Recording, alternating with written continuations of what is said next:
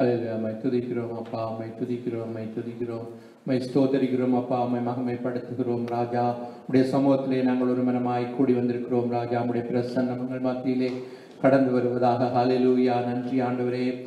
ஆயிரம் இருந்தென்ன நமக்கு தேவ ஆலயம் ஒன்றே போதும். ஆயிரம் இருந்தென்ன நமக்கு தேவ ஆலயம் ஒன்றே போதும். நாளெல்லாம் வாழ்ந்தென்ன நமக்கு நம் நாயகன் ஒன்றே போதும். நாயகன் ஒன்றே போதும். ஆயிரம் இருந்தென்ன நமக்கு தேவ ஆலயம் ஒன்றே போதும். காலமென்னும் ஊஞ்சலிலே கனிவுடனே நம்மை ஆட வைத்தார். காலமென்னும் ஊஞ்சலிலே கனிவுடனே நம்மை ஆட வைத்தார். அன்பினிலே நம்மை பார்த்தெடுத்தார். அன்பினிலே நம்மை பார்த்தெடுத்தார். நல்ல பண்பினிலே நம்மை தோய்த்தெடுத்தார். வேதனை தீயாய் புடமிட்டார். தேவா தேவா தேவா வேதனை தீயாய் புடமிட்டார். கடும் சோதனையாலே மெருகிட்டார். சோதனையால் நல் மெருகிட்டார். ஆயிரம் இருந்தென்ன நமக்கு தேவ ஆலயம் ஒன்றே போதும். ஆஸ்தியை மலை போல் குவித்தாலும் இந்த அவனிலே முழுவதும் சேர்த்தாலும். ஆஸ்தியை மலை போல் குவித்தாலும் இந்த அகிலம் முழுவதையும் சேர்த்தாலும். ஆத்தும மீட்பு இல்லை என்றால், ஆத்தும மீட்பு இல்லை என்றால் அவைகளினால் ஒரு நன்மை இல்லை. ஆண்டவர் பாத்திரத்தில் பங்கும் இல்லை. மனமே மனமே மனமே ஆண்டவர் பாத்திரத்தில் பங்கும் இல்லை. அந்த அருள்நாதர் மாளிகையில் இடமும் இல்லை. அருள்நாதர் மாளிகையில் இடமும் இல்லை.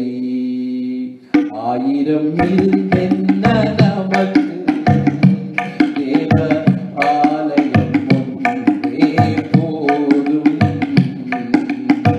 நாளெல்லாம் வாழ்ந்தென்ன நமக்கு நம் நாயகன் ஒன்றே போதும். இயேசு நாயகன் ஒன்றே போதும். ஆயிரம் இருந்தென்ன நமக்கு தேவ ஆலயம் ஒன்றே போதும். ஜெபம் பண்ணுவோம். எங்களை நேசிக்கிற எங்கள் பரமபிதாவே, தர்மியான மாலை வேளையிலும் ஒருமனப்பட்டு இந்த இடத்திலே நாங்கள் கூடி வந்திருக்கிறோம். உம்முடைய பிரசன்னம் எங்கள் மத்தியிலே இருப்பதற்காக எமக்கு நன்றி.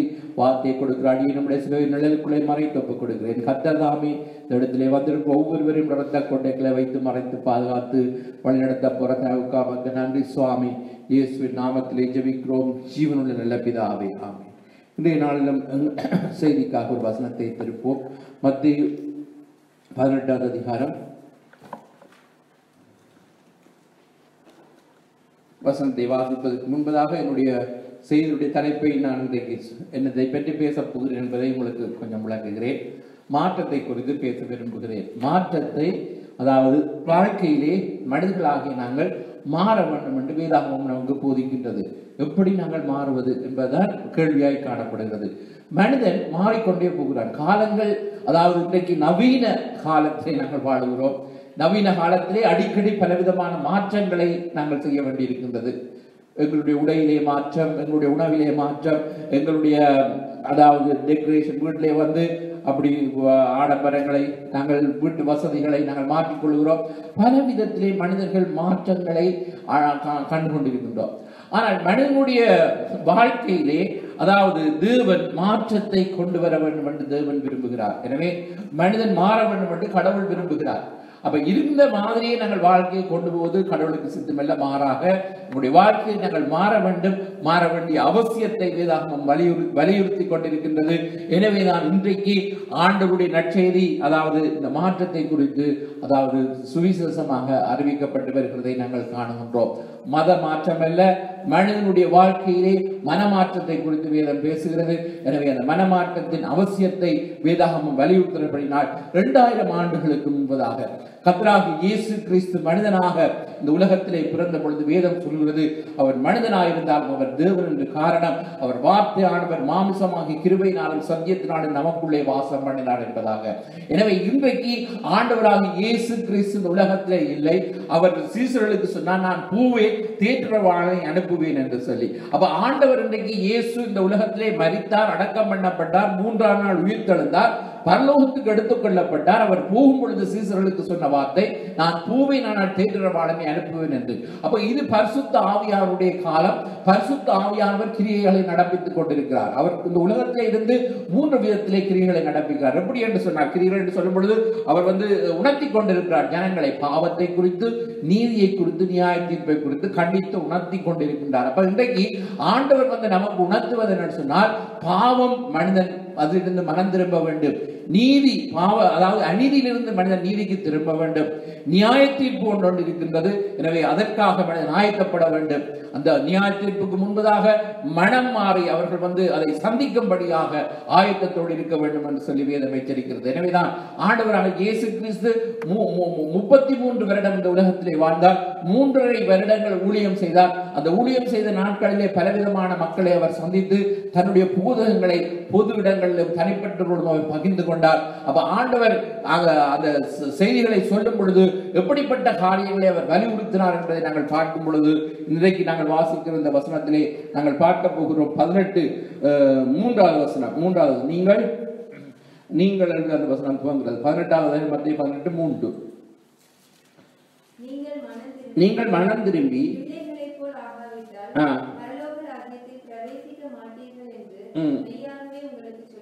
அப்ப பாருங்க, ஆண்டவர் என்னத்தை சொல்கிறார்? மனம் திரும்பி நாங்கள் பிள்ளைகளை போல ஆகாவிட்டால் என்றால் அதனுடைய அர்த்தம் மாறாவிட்டால் என்று. அப்ப பிள்ளைகளை போல நாங்கள் மாற வேண்டும். பிள்ளைகளை போல எப்படி மாறுகின்றோம் என்பதை தான் இன்றைக்கு அதாவது நம்முடைய காரியங்கள் பிள்ளைகளை ஏன் ஒப்பிடுகிறார் என்றால், நான் மேல் வசனங்களை வாசிப்பது நமக்கு கொஞ்சம் விளக்கமாக இருக்கும். ஆகையினாலே சீசர்கள் இயேசுவிடத்தில் பரலோக ராஜ்யத்தில் இவன் பெரியவனாயிருப்பான் என்று கேட்டார்கள். இயேசு ஒரு பிள்ளையை தம்மிடத்தில் அழைத்து அதை அவர்கள் நடுவில் நிறுத்தி, ஒரு பிள்ளை அழைக்கிறார், அந்த அவர்கள் நடுவிலே சீசர்கள் நடுவில் நிறுத்துகிறார். சொல்லுகிறார் என்ன? நீங்கள் மனம் திரும்பி பிள்ளைகளை போல ஆகாவிட்டால் பரலோக ராஜ்யத்தில் பிரவேசிக்க மாட்டேமையாகவே உங்களுக்கு சொல்லுகின்றேன். ஆகையால் அந்த பிள்ளையை போல தன்னை தாழ்த்துகிறவன் அவனும் பரலோக ராஜ்யத்தில் பெரியவனாயிருப்பார். அப்ப பிள்ளைகளை போல தாழ்த்துகிற ஒரு இதயம் உள்ளவர்களா பெரியவனாக மாற வேண்டும் என்பதுதான் அனைவருடைய இது. அதாவது பரலோக ராஜ்யத்திலும் நாங்கள் யார் பெரியவனாய் இருக்க வேண்டும் என்பதுதான் நம்முடைய கேள்வி. அப்ப ஆண்டவர் சொல்லுகிறார் என்னன்னு சொன்னால், மனம் திரும்பி பிள்ளைகளை போல நாங்கள் மாற வேண்டும். அப்ப மனதிலே நாங்கள் ஒரு திருப்பத்தை கொண்டு வர வேண்டும். அப்படின்றால் ஒரு பெருமையிலிருந்து தாழ்மைக்கு நாங்கள் திரும்ப வேண்டும் என்று நாங்கள் பார்க்கிறோம். வேதம் சொல்லுகிறது, பெருமை உள்ளவருக்கு கர்த்தர் எதிர்த்து நிற்கின்றார். நான் பெரியவனாக வேண்டும் என்ற பெருமைதான் மனிதர்களுக்கு இன்றைக்கு ஆண்டவரை அவர் அறிய முடியாமல் இருக்கிறது. தாழ்மை உள்ளவர்களுக்கு கிருபை அளிக்கின்றார். ஒவ்வொரு சிறு பிள்ளையை போல நாங்கள் மாற வேண்டும் என்றால் சிறு பிள்ளைகள் அதாவது சொல்வதை அப்படியே கேட்டு கீழ்ப்படிந்து நடக்கக்கூடியவைகள். எனவே இந்த வசனத்தை சாந்தமாய் நாங்கள் ஏற்றுக்கொண்டு கடவுளுடைய பரலோக ராஜ்யத்துக்கு அடுத்த காரியத்தை ஒரு குழந்தையை போல நாங்கள் அதை ஏற்றுக்கொள்ள வேண்டும் என்று ஆண்டவர் விரும்புகிறார். கடவுளுக்கு மேலாக எங்களை உயர்த்தி நாங்கள் ஆண்டுடைய வசனத்துக்கு மேலாக எங்களுடைய அறிவு அதை விட மேலாக என்று நாங்கள் உயர்த்தாமல் கர்த்தருடைய வார்த்தைக்கு நாங்கள் கீழ்ப்படிய வேண்டும், தாழ்த்த வேண்டும் என்று சொல்லப்படுகிறது. எனவேதான் மனம் திரும்புதலின் அவசியத்தை ஆண்டவர் வலியுறுத்துகிறார். ஆண்டவர் அநேக இடங்களிலே அதாவது பிரசங்கம் பண்ணும் பொழுது காலம் நிறைவேற்றி தேவனுடைய ராஜ்யம் சமீபமா இருக்கிறது, மனம் திரும்பி சுவிசேஷத்தை விசுவாசியுங்கள் என்று சொல்கிறார். மனம் திரும்புங்கள், பரலோக ராஜ்யம் சமீபமா இருக்கிறது என்று சொல்கிறார். அப்ப நற்செய்தி இந்த உலகத்திலே கொடுக்கப்படுகிறது. நற்செய்தி என்றால் என்ன? சுவிசேஷம் அல்லது காஸ்பல் என்ற ஆங்கிலத்திலே சொல்லப்படுகிறது. அது என்னவென்று சொன்னால் இயேசு கிறிஸ்துவை பற்றியான சுவிசேஷம் உலகத்திலே மனிதர்களை மாற்றுவதற்கு ஆண்டவராக இயேசு கிறிஸ்து சிலுவையிலே எங்களுக்காக செய்து முடித்த தியாகத்தை பற்றி சொல்லப்படுகிறது. எனவே அவரை விசுவாசிக்கும் பொழுது நமக்கு ரட்சிப்பு கிடைக்கிறது. அதுதான் நற்செய்தியை நாங்கள் ஏற்றுக்கொள்ள வேண்டும். எனவேதான் ஆண்டவர் இந்த உலகத்திலே அதாவது பிரசங்கம் பண்ணும் பொழுது அநேகர் பல இடங்களில் இன்றைக்கு பாருங்கள், பல இடங்களிலே பலவிதமான இயற்கை சீற்றங்கள் நடக்கிறது, பூமி அதிர்ச்சிகள் நடக்கிறது, பலவிதமான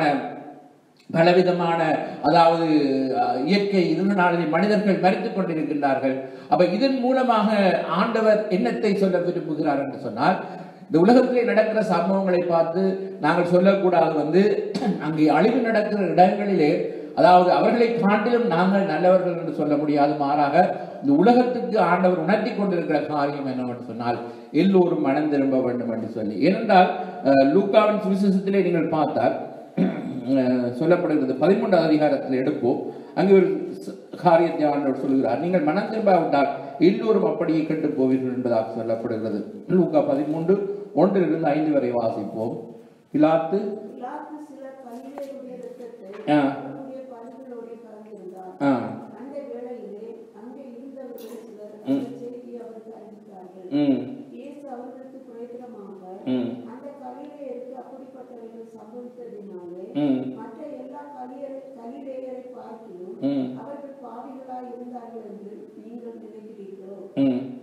அப்படி அல்ல, உங்களுக்கு சொல்கிறேன், நீங்கள் மனம் திரும்பாமல் போனால் எல்லோரும் அப்படியே கெட்டு போவீர்கள். சீலோனிலே கோபுரம் விழுந்து 18 பேரை கொண்டதே, எருசலேமில் குடியிருக்கிற மனுஷர் எல்லாரிலும் குற்றவாளிகளாய் இருந்தார்களோ என்று நினைக்கிறீர்களோ? அப்படி அல்ல என்று உங்களுக்கு சொல்கிறேன், நீங்கள் மனம் திரும்பாமல் போனால் எல்லோரும் அப்படியே கெட்டு போவீர்கள் என்றார். அப்ப உலகத்திலே பாருங்கள், இன்றைக்கு நடந்த அநேகர் மரித்து போகின்றார்கள், சுனாமி மூலமாக, பூமி அதிர்ச்சி மூலமாக. அப்பொழுது நாங்கள் சொல்லிக் கொள்ள முடியுமா? அவர்கள் ஆண்டவர் சொல்கிறார்கள், நீங்கள் நினைக்கின்றீர்களா அவர்கள் அதாவது அப்படி அதாவது அந்த கலிலேயர் அப்படிப்பட்டவர்களை சம்பவித்தனாலே மற்ற எல்லா கலிலேயை பார்த்தும் அவர்கள் பாவிகளா இருந்தார்கள் என்று நினைக்கின்றீர்கள் ஆண்டவர்கள் கேள்வியை கேட்கின்றார். அப்ப அழிக்கப்படுகிறவர்கள் பாவியா இருந்தபடினால்தான் அழித்தாரா என்று சொல்லி ஆண்டவர் சொல்லிட்டு, அப்படி அல்ல என்று நான் உங்களுக்கு சொல்லுகிறேன், நீங்கள் மனம் திரும்பாவிட்டால் எல்லோரும் அப்படியே கெட்டு போவீர்கள். அப்ப உலகத்திலே இப்படி நடக்கிற சம்பவங்களை பார்க்கும் பொழுது நமக்கு தெரிகிறது அழிவு ஒன்று காத்திருக்கின்றது. எனவே நாங்கள் அதாவது இன்றைக்கு நடக்கிற சம்பவங்கள் எங்களோடு தான் பேசுகின்றது. ஆண்டவர் அதாவது இந்த உலகத்திலே நடக்கிற ஒவ்வொரு சேதங்களையும் பார்க்கும் பொழுது எங்களுக்கும் ஒருவேளை அப்படி நடக்கலாம். அப்ப நாங்கள் சொல்ல முடியாது அவர்களை பார்த்து நாங்கள் நல்லவர்கள் ஆனோடியால் நாங்கள் அழிக்கப்படாமல் இருக்கிறோம் என்று. எல்லோரும் பாவம் செய்து, அப்படித்தான் வேதம் சொல்கிறது, தேவனுடைய மகிமை இழந்து போனார்கள். எனவே மனம் திரும்பினால் எங்களுக்கு மறு வாழ்க்கை இருக்கின்றது. ஆனால் மனம் திரும்பாமல் எல்லோரும் கெட்டு போவீர்கள் என்று சொன்னால் கெட்டழிந்து பாதாளத்துக்குள்ளே நரகத்துக்குள்ளே போவீர்கள் என்பதுதான் அர்த்தம். அப்ப அழிவு, ஆண்டவர் இயேசு பாவிகளை அழிக்க உலகத்துக்கு வரவில்லை, பாவிகளை ரட்சிக்கவே கிறிஸ்து இயேசு உலகத்தில் வந்தார் என்று சொல்லப்படுகிறது. இழந்து போனதை தேடவும் ரட்சிக்கவே மனிதகுமாரன் வந்திருக்கிறார் என்று ஆண்டவர் சொன்னார். அப்ப இயேசு இந்த உலகத்திலே தம்முடைய அதாவது ஜீவனை கொடுத்தவங்களை மீட்கும்படியாக அவர் வந்தார். அவருடைய சுவிசேஷ செய்தியை நாங்கள் கேட்டு முதலாவது ஒரு மனிதனுடைய வாழ்க்கையிலே மாற்றம் வர வேண்டும் என்று சொன்னார். மனம் திரும்பாவிட்டால் ஒன்றுமே நடக்காது. மாற்றங்களை, ஆசீர்வாதங்களை ஜனங்கள் பெற வேண்டும் என்று விரும்புகின்றார்கள். நம்முடைய வாழ்க்கையில் நல்ல காரியங்கள் நடக்க வேண்டும் என்று விரும்புகின்றார்கள். ஆனால் மனம் திரும்ப மாட்டோம் என்று எதிர்த்து நிற்கிற ஜனங்களாக காணப்படுகின்றார்கள். அப்படின்னா என்னத்திலே நாங்கள் மனம் திரும்ப வேண்டும்? நாங்கள் எங்களுக்கு தெரிந்த அளவிலே எந்தவித அநியாயமும் பாவம் நாங்கள் செய்யவில்லை என்று சொல்லுகின்றோம். பிரியமானவர்களே, நாங்கள் பாவம் எங்களுக்கு அறிந்தபடி நாங்கள் பாவம் செய்யாமல் இருந்தாலும் வேதம் சொல்கிறது 3ஆம் 4ஆம் தலைமுறைக்கு நம்முடைய முற்பிதாக்கள் செய்த பாவங்கள் நம்மை தொடர்ந்து பிடிக்கும். சிலருடைய பாவங்கள் வெளியரங்கமாக நியாய தீர்ப்புக்கு முந்திக் கொள்ளும், சிலருடைய பாவங்கள் அவர்களை பின்தொடரும். அப்படின்னு சொன்னால் ஆதாம் ஏவாள் செய்த பாவத்திலிருந்து பாவ சந்ததி என்று உலகத்திலே அழைக்கப்பட்டபடினாலே, இந்த உலகம் பாவ சந்ததியிலே இருக்கிறபடினாலே, ஒவ்வொரு மனிதனும் பிறப்பிலேயே ஜென்மபாவம் இருக்கிறபடினால் மனம் திரும்ப வேண்டியது அவசியமாய் காணப்படுகிறது. எனவே நல்லவர்கள் எல்லா மதத்திலும் இருக்கத்தான் செய்கின்றார்கள். எல்லா மதங்களையும் எடுத்து பார்த்தால் நல்ல மனிதர்கள் இருக்கத்தான் செய்கின்றார்கள். அப்படி என்று சொன்னால் இந்த உலகத்திலே எந்தவித குற்ற செயல்களும் புரியாமல் சட்டத்திட்டங்களுக்கு கீழ்ப்படிந்து சமுதாயத்திலே நல்ல மதிப்பை பெற்று வாழக்கூடிய மனிதர்கள் கிறிஸ்தவத்திலே மட்டுமில்லை எல்லா மதங்களிலும் இருக்கத்தான் செய்கின்றார்கள். ஆனால் பிறப்பிலே இருக்கிற பாவத்தை போக்குவதற்கு, ஜென்ம பாவத்தை போக்குவதற்கு பிரியமானவர்களே, இயேசு கிறிஸ்துவை அல்லாமல் வேறு வழியில் என்பது வேதம் சொல்றது. பழைய காலத்திலே காளை வெள்ளாட்டுக்களால் ரத்தம் மனிதனுடைய பாவங்களை கழுவி ரத்தம் சிந்தல் இல்லாமல் பாவ மன்னிப்பு இல்லை என்று சொல்லப்படுகிறது. எனவே ரத்தம் சிந்தப்பட வேண்டும் பாவ மன்னிப்புக்கு. அதனாலே தான் பரிசுத்த ரத்தம் சிந்தப்பட வேண்டும். இந்த உலகத்திலே எந்த மனிதனும் ஜென்ம பாவம் இல்லாமல் பிறக்கவில்லை. இயேசு கிறிஸ்து ஒருவர் மாத்திரமே, கன்னியின் வயிற்றிலே பரிசுத்த ஆவியாளர் மூலமாக கற்பந்தரித்து பிறந்தபடினாலே அவருடைய ரத்தம் பரிசுத்தமாக இருக்கிறபடினாலே தான் இன்றைக்கு இயேசு கிறிஸ்துவின் ரத்தம் இன்று வரை வல்லமுள்ளதாய் காணப்படுகிறது, என்னுடைய பாவங்களை நிவர்த்தி செய்வதற்கு. எனவேதான் பாவங்கள் சாவங்கள் போக்கப்பட வேண்டும் என்று சொன்னால் நாங்கள் மனம் திரும்ப வேண்டும். எதிரே நாங்கள் மனம் திரும்ப வேண்டும் என்று கேட்டால் அப்போஸ்தலர் 17:30 சொல்கிறது, அறியாமை உள்ள காலங்களிலே தேவன் காணாதவர் போல் இருந்தார். நாங்கள் உண்மையான ஜீவனுள்ள தேவனை ஆவியோடும் உண்மையோடும் தொழுது கொள்ள வேண்டும். ஆனால் நாங்கள் எங்கள் மனம் போன போக்கின்படி, எங்களுக்கென்று விருப்பத்தின்படி மனிதர்களுடைய முறைமைகளை கைக்கொண்டு நாங்கள் கடவுளை ஆராதித்து வருகிறோம். ஆனால் தேவன் சொல்கிறார் நீங்கள் கைகளினாலே கட்டின ஆலயங்களிலே தேவன் வாசம் பண்ணுவதில்லை என்பதாக, மனிதர்களுடைய கையினாலே அவர் பணிவிடை கொள்வதில்லை என்பதாக, மனிதர்களை ஒரே இரத்தத்தினாலே தோன்ற பண்ணி காலங்களை முன்கி இருக்கும் எல்லைகளை குறியெடுத்திருக்கிறார். எனவே இன்றைக்கும் பாருங்கள், நாங்கள் இந்த தேசத்திலே வந்திருக்கின்றோம். அப்போஸ்தலர் நடவடிக்கையிலே சொல்லப்பட்டபடி எந்தெந்த காலத்திலே எந்த மனிதர்கள் இங்கு வாழ்வார்கள் என்பது தேவனுடைய நியமம். இன்றைக்கு சர்ச்சைக்குரிய காரியம் காணப்படுகிறது. ஏனென்றால் இன்றைக்கு ஜெர்மன் தேசத்தை எடுத்துக்கொண்டால் இங்கே அநேக நாடுகளில் இருந்து அகதிகளாகவும் வேலை வாய்ப்பு தேடியும் நாங்கள் இந்த இடத்திலே வந்திருக்கின்றோம். ஆனால் நாங்கள் நினைக்கவில்லை நாங்கள் இந்த காலகட்டத்தில் இங்கே குடியிருப்போம் என்று சொல்லி. ஆனால் தேவனுடைய அனாதை தீர்மானத்தின்படி நாங்கள் ரட்சிக்கப்பட்ட பின்புதாக நாங்கள் ஆண்டவருக்கு நன்றி செலுத்துகிறோம். ஸ்ரீலங்காவிலே யுத்தம் வந்தது தேவனுடைய சித்தம். நாங்கள் இங்கே சிறடிக்கப்பட்டது தேவனுடைய சித்தம். நாங்கள் இங்கே தேவனை அறிந்து கொண்டது கடவுளுடைய சித்தம்.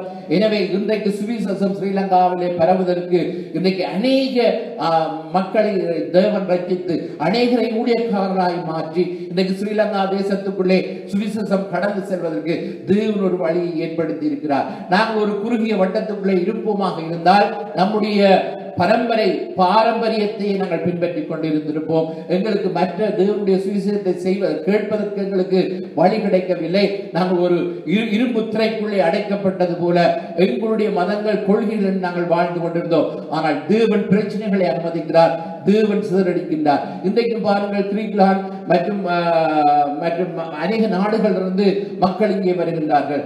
இன்னும் சீரியா போன்ற நாடுகளிலிருந்து அங்கே யுத்தம் காரணமாக இங்கே வருகின்றார்கள்.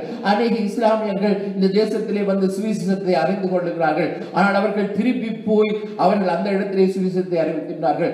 இன்னும் ஈரானியர்கள் கூட, இன்னும் அநேக நாட்டு இஸ்லாமியர்கள் கூட இந்த தேசத்திலே அவர்கள் ரட்சிக்கப்பட்டு இன்றைக்கு தங்களுடைய நாடுகளிலே அவர்கள் தொலைத்தொடர்பு மூலமாக சுவிசேஷத்தை அறிவித்து நெட் மூலமாகவும் அல்லது மற்றது அதாவது Facebook மூலமாகவோ அவர்கள் ஜனங்களோடு தொடர்பு கொண்டு சுவிசேஷத்தை அறிவித்து அநேகரை ரட்சித்து குறிப்பிட்ட ஒரு இடத்திலே அவர்களை கொண்டு வந்து ஞானஸ்நானம் கொடுத்து திருப்பி அனுப்புகிறார்கள். அங்கே இஸ்லாம் தேசத்துக்களே அங்கே போய் நீங்கள் இருக்கிற ஜனங்களுக்கு சுவிசேஷத்தை சொல்லுங்கள் என்று இன்றைக்கும் தேவனுடைய செயல் நடந்து கொண்டிருக்கிறது பிரியமானவர்களே. எனவே தேவனுடைய சித்தம் நாங்கள் சொல்ல முடியாது. இந்த தேசத்திலே நாங்கள் வாழுவது எங்களுடைய விருப்பம் அல்ல. இந்த குறிப்பிட்ட காலத்திலே இந்த தேசத்திலே தேவன் எங்களை குடி வைத்திருக்கிறார் என்றால் தேவனுடைய சித்தம் என்றுதான் நாங்கள் சொல்ல வேண்டும். என்றால் அவர் முன்பு தீர்மானித்து காலங்களையும் இல்லங்களையும் முன்குறித்திருக்கிறார். எனவே ஏனென்றால் கர்த்தராகிய தம்மை தடவியாவது தேடியாவது அவர்கள் கண்டுபிடிக்கத்தக்கதாக அப்படி செய்தார் என்று சொல்லப்படுகிறது. எனவே தேவன் இந்த நாட்களை தம்மை அறிந்து கொள்ளும்படியாக வாய்ப்புகளை உருவாக்குகின்றார். இன்றைக்கு பாருங்கள், எத்தனையோ வேலை வாய்ப்பை தேடி அநேக தேசங்களுக்கு, அதாவது இந்திய தேசத்திலே இருந்து அநேக அமெரிக்கா தேசங்கள் மற்ற தேசங்களுக்கு வேலை வாய்ப்பு போனவர்கள் அங்கே அவர்களுக்கு சுவிசேஷம் அறிவிக்கப்பட்டு கர்த்தராகிய இயேசு கிறிஸ்துவை தொழில் அதிபர்கள் பலவிதமான அதாவது பட்டதாரிகள் ஆண்டவரை அறிந்து கொண்டு இன்றைக்கு அவர்கள் ஊழியம் செய்து வருகிறதை நாங்கள் அறிந்து வருகிறோம். எனவே நான் பிரியமான சகோதரனே சகோதரியே, தேவனுடைய அனாதி தீர்மானத்தின்படி அவர் முன் குறிக்கப்பட்ட காலங்களை அவர் எல்லைகளை நியமித்து நம்மோடு கூட தேவன் பேசிக் கொண்டிருக்கின்றார். எனவே நம்முடைய வாழ்க்கையிலே நாங்கள் தேவனுடைய திருப்பு முனை ஆண்டவர் கொண்டு வர விரும்புகிறார். ஒரு மாற்றத்தை கொண்டு வர விரும்புகிறார். அந்த மாற்றத்துக்கு நாங்கள் பிரியமானவர்களே எங்களால் முடியாது. பிரியமானவர்களே, அநேகர் அதாவது சீசர்கள் இயேசு கிறிஸ்துவிடத்திலே கேள்விகளை கேட்டார்கள். அப்படியானால் யார் மனம் திரும்ப கூடும்? அதாவது யார் மனம் திரும்ப கூடும்? ஐஸ்வர்யவான்கள் பரலோகத்துக்குள்ளே போக முடியாதா? அப்ப ஆண்டு சொல்ல ஒட்டகமானது ஊசியின் காதில் எழுதா இருக்கும் என்று சொல்ல. அப்ப சீசர்களுக்கு அப்படின்னா யார் பரலோகம் போவது? அப்ப ஆண்டவர் சொல்கிறார், இயேசு சொல்கிறார் சீசர்களுக்கு, மனிதனால் கூடாதான் ஆனால் தேவனால் எல்லாம் கூடும் என்பதாக. அப்படின்னா நாங்கள் என்னத்தை விளக்குகிறோம்? ஒரு மனிதனை மாற்றுவதற்கு எந்த ஒரு மனிதனாலும் முடியாது. எங்களுடைய வாழ்க்கையிலே எங்களுடைய சொந்த பந்தங்களை, என்னுடைய கணவனாயிருக்கலாம் அல்லது என்னுடைய மனைவியாயிருக்கலாம், அவர்களை மாற்ற எங்களால் முடியாது. பிரியமான என்னுடைய பலத்தினாலே முடியாது. ஆனால் தேவன் தான் அவர்களை மாற்றுவார். தேவன் தான் ஒரு மனிதனை மாற்றுவார். அப்ப அந்த மாற்றத்துக்கு அந்த தனி மனிதன் தேவனோடு இசைந்து போகும் பொழுதுதான் அது நடக்கும். அப்ப யாரும் யாரையும் பலாத்காரப்படுத்தி மதம் மாற்றுவோ முடியாது. அந்த மனிதன் விரும்ப வேண்டும், நான் மாற வேண்டும் என்று சொல்லி அப்ப அதற்காக நாங்கள் ஜெபிக்கலாம். அதே நேரத்திலே தேவன் கிரியை செய்கிறவராக இருக்கின்றார்.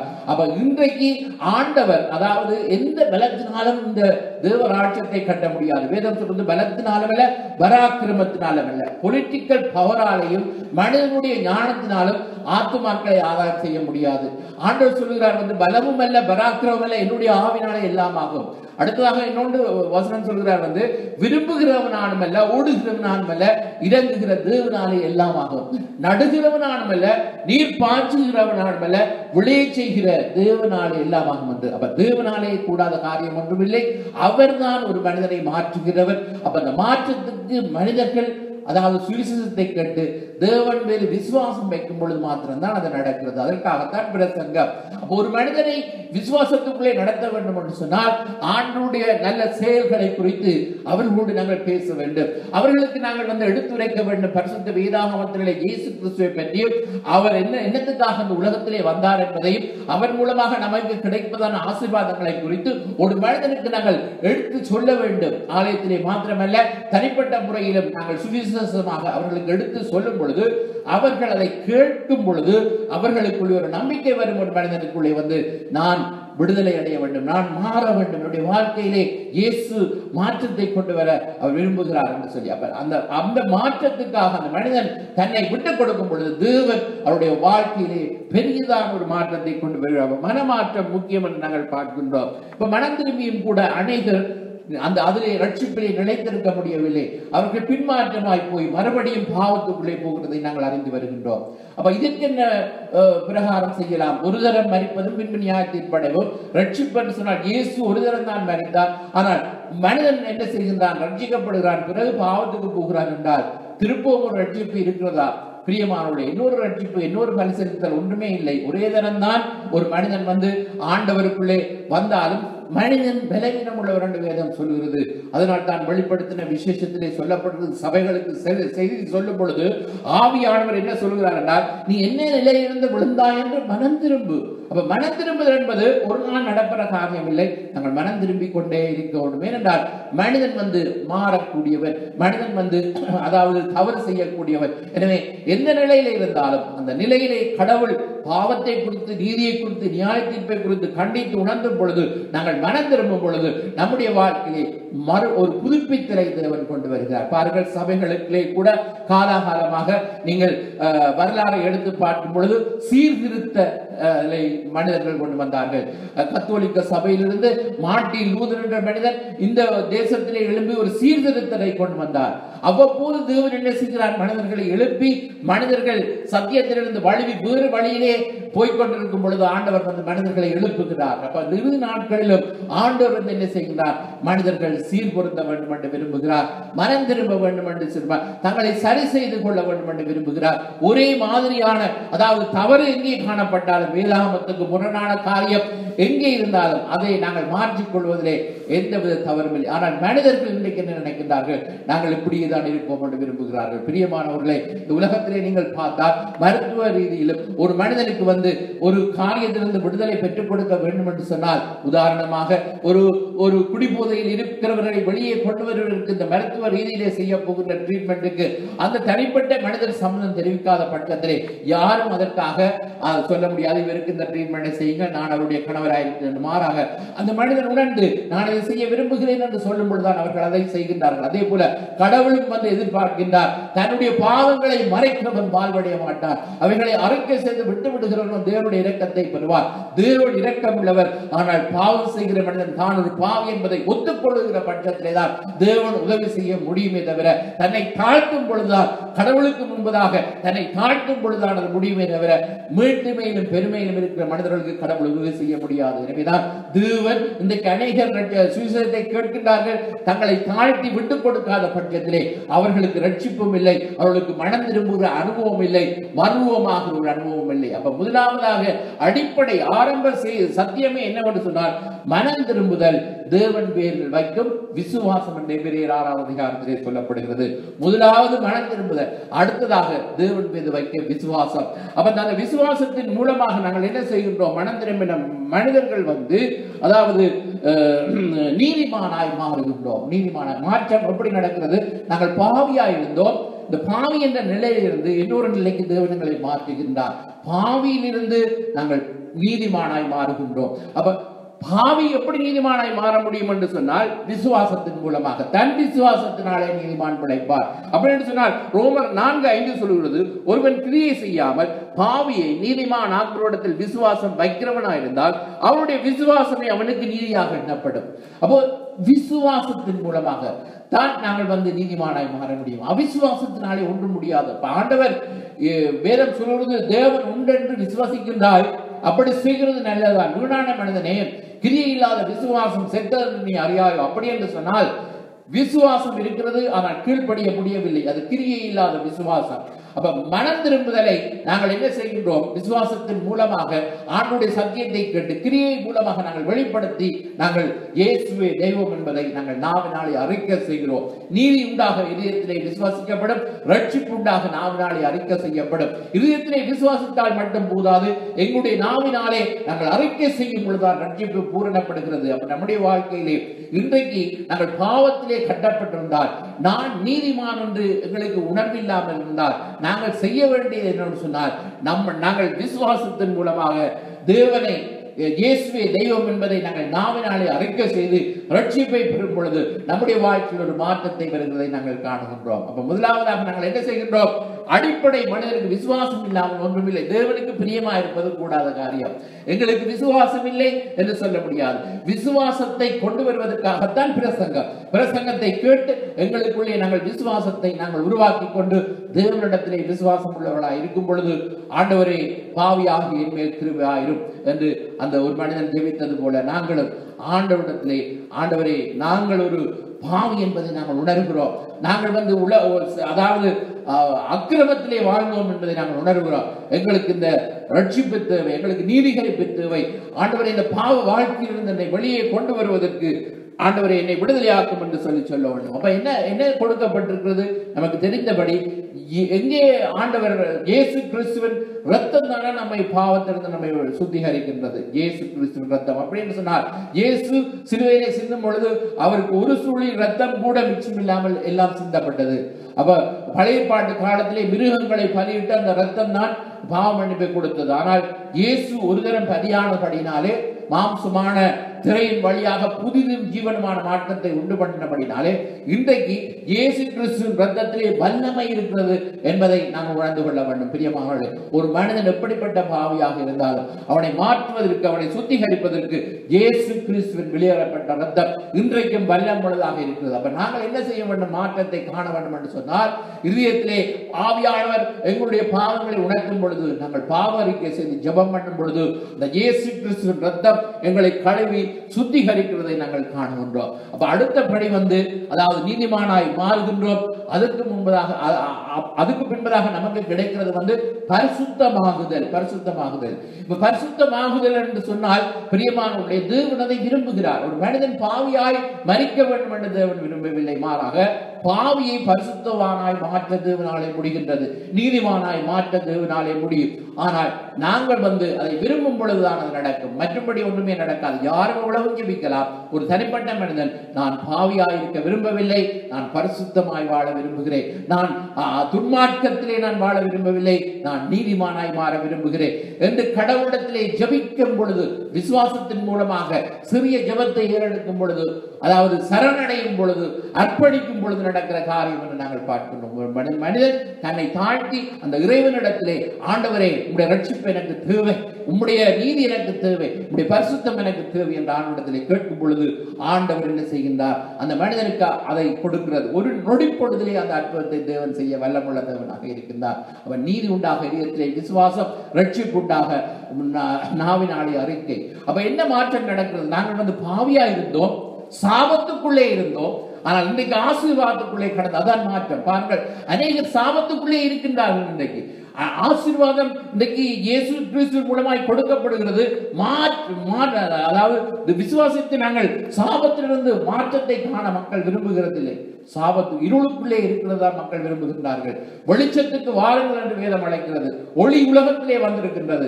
மனிதர்கள் இருளை அதாவது விரும்பிக் கொண்டு இருளுக்குள்ளே இருக்க விரும்புகின்றார்கள். இதுதான் ஆக்கிரமிப்பிற்கு காரணம் என்றும் இயேசு சொல்லியிருக்கிறார். எனவே மனிதர்கள் மாற்றத்தை விரும்பினால் அந்த இயேசு கிறிஸ்துவை விசுவசிக்கும் பொழுது நம்முடைய வாழ்க்கையில் ஒரு நொடி பொழுதிலே மாற்றம் நடக்கும். இன்றைக்கு தேவனுடைய வல்லமை குறைந்து போகவில்லை, இன்றைக்கும் எதுவுமே மாறவில்லை. பிரியமானவர்களே, ஆண்டவர் மனிதனிடத்திலே சில காரியங்களை எதிர்பார்க்கும் பொழுது எங்களை விட்டுக் கொடுக்காமல் எங்களுடைய இறுதியிலே நாங்கள் இருப்போம் என்று சொன்னால் எந்தவித மாற்றத்தை நாங்கள் காண முடியாது. அப்ப எத்தனை நேரம் ஆலயத்துக்கு வரலாம், வருடக்கணக்கு ஆலயத்துக்கு வரலாம், எங்களுடைய தனிப்பட்ட வாழ்க்கையில என்ன மாற்றத்தை கண்டோம் என்று நாங்கள் கேட்டால் அதுக்கு காரணம் கடவுள் அல்ல. கடவுள் இன்றைக்கும் மாற்றத்தை கொடுக்க வல்லமுள்ள தேவனாக இருக்கிறார். அவருடைய வல்லமை குறைந்து போகவில்லை.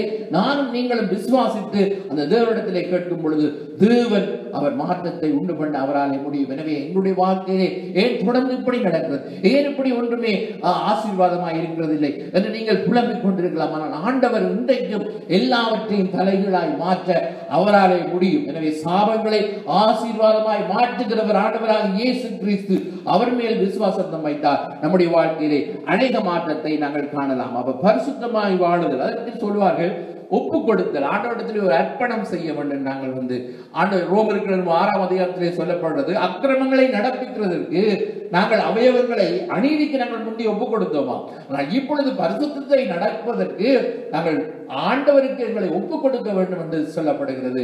அப்ப என்னையே அர்ப்பணித்தேன் என்று சொல்லி ஆண்டவரிடத்திலே சரணடைய வேண்டும் நாங்கள் பிரியமானவர்களே. அப்பொழுதுதான் நமக்குள்ளே பரிசுத்தம் கடந்து வரும். அப்ப தேவன் பரிசுத்தராய் இருக்கிறார். அப்ப அந்த தேவன் இந்த உலகத்திலே அந்த இஸ்ரவேல் ஜனங்களை வேறு பிரித்து அழைத்தது போல இன்றைக்கும் அதாவது மாறுபாடுள்ள அந்த சந்ததியை விட்டு விலகி ரட்சித்துக் கொள்ளுங்கள் என்று அப்போஸ்தலர் நடவடிக்கையிலே சொல்லப்படுகிறது. தேவனங்களை வேறு பிரித்து அழைக்கிறார். அவர் பரிசுத்த ஜாதியாக தெரிந்து கொண்டிருக்கின்றார். அப்படி என்று சொன்னால் நாங்கள் எப்படி பரிசுத்தமாக முடியும்? முதலாவது பாவ அறிக்கை செய்யும் பொழுது தேவன் இந்த வசனத்தின் மூலமாக பரிசுத்த ஆவியானவர் மூலமாக எங்களுடைய வாழ்க்கையை நாளாந்தம் நாங்கள் பரிசுத்தத்தின் மேல் பரிசுத்தமாவதற்கு தேவன் உதவி செய்கின்றார். அப்ப ஆண்டு அநேக சொல்வார்கள், எங்களால் பரிசுத்தமாக நாங்கள் விரும்புகிறோம், எங்களால் முடியவில்லை, எங்களுடைய முயற்சியினாலே முடியாது. பிரியமானவர்களே, தேவன் எங்களுக்குள்ளே பரிசுத்தத்தை கொண்டு வருகிறவர்.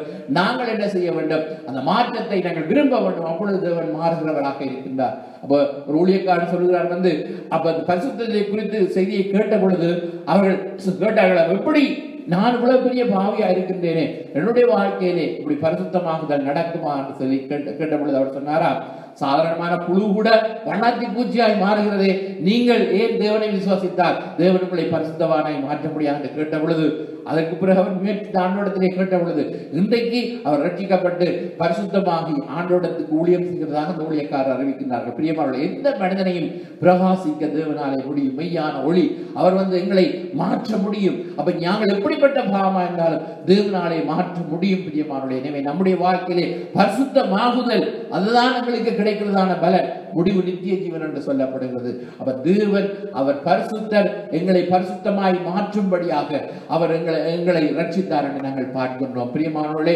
அநேகர் அதாவது மாற்றங்கள் என்று சொன்னால் புரிய முடியவில்லை. இப்போ உதாரணத்துக்கு 2 ஸ்ரீலங்கா நண்பர்கள் கனடா தேசத்துக்கு சென்றார்கள். அதில் ஒரு நண்பர் ரட்சிக்கப்பட்டு இயேசு ஏற்றுக்கொண்டு அவருடைய வாழ்க்கையிலே எல்லாம் ஒரே மாதிரி தான் நடந்தது. அவருக்கும் விசா இல்லாமல் போனால் அவருக்கும் விசா கிடைத்தது, ரட்சிக்கப்பட்டவருக்கும் விசா கிடைத்தது, ரட்சிக்கப்படாதவருக்கும் விசா கிடைத்தது. இவருக்கும் கல்யாணம் நடந்தது, அவருக்கும் கல்யாணம் நடந்தது. இவருக்கும் வீடு கிடைத்தது, அவருக்கும் வீடு கிடைத்தது. இவருக்கும் குழந்தை பிறந்து, அவருக்கும் குழந்தை பிறந்தது. அப்ப ரட்சிக்கப்பட்ட நபரை பார்த்து அந்த இந்து நண்பர் கேட்டாரா, இப்ப மாற்றம் என்று சொல்லுகிறீர்கள், என்ன மாற்றத்தை நீ கண்டுவிட்டாய்?